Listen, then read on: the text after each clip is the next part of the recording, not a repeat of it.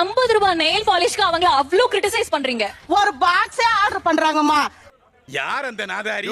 அதுதான் கேக்குறேன். ஒரு 600 ரூபாய் 300 ரூபாய் என்ன பொருளை கட்ட போறீங்க? ஏன் இத உனக்கு சொல்லி ஆகணுமா? அந்த காசு எப்படி வருது? அவ வேலைக்கு போட்ல வீட்ல உட்கார்றா.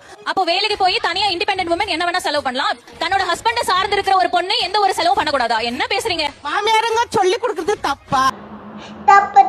எனக்கு சொல்லி கொடுத்து வளங்க. உங்களோட மருமகளை வந்துட்டு நீங்க இது வாங்க கூடாதுன்னு சொல்ல கூடாது. அவ யாரு? இங்க நம்பி தானே வந்தா. அப்ப அவ எங்க வீட்டு மருமக இல்லையா?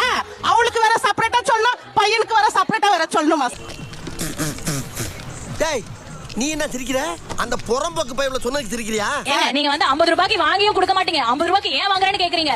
தனியா அவ சம்பாரிச்சு அந்த 50 ரூபாய்க்கு வாங்கினா அதையும் கிரிட்டிசைஸ் பண்றீங்க. ரொம்ப தப்பு. ஒவ்வொரு பேச்சுக்கு எதிர் பேச்சு. இல்ல உங்க பையனுக்கு நீங்க சொல்லி வரலன்றீங்களே, நீ சொல்லி கொடு. நான் அதுக்கு தானே நீங்க பொண்டாட்டி ஆக்குறீங்க. 30 வருஷம் வளர்த்து கல்யாணம் பண்ணி வைக்கிறீங்க. பொண்டாட்டி வந்து சொல்லணும்னா 30 வருஷம் வளர்த்த நீங்க ஏன் சொல்ல கூடாது? அம்மா நாங்க 30 வருஷம் வளர்த்து உங்ககிட்ட கொடுத்துட்டா அதுக்கு மேல நீங்க தான் அதுக்கு யாரா பாத்துக்க. அப்ப நீங்க தலையிட கூடாது. சரி சரி, ரெண்டு பேரும் சண்டை விடாதீங்க. என்னது 30 வருஷம் வளர்த்து கொடுத்து நீ பாத்துக்கோன்னு சொல்லிட்டீங்கன்னா நீங்க தலையிட கூடாது. தலையெடுக்கணும் பேச்சுலர்ஸா?